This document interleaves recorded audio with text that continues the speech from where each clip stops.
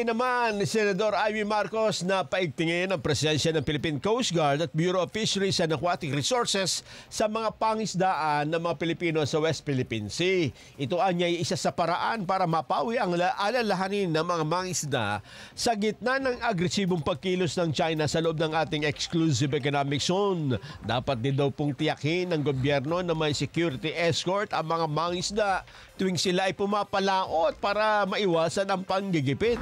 Ayon pa sa senadora, nasa kawawang kalagayan ng mga mangisda dahil hindi nila alam ang gagawin sa kanilang hanap buhay ngayong dumarami ang barko ng China doon.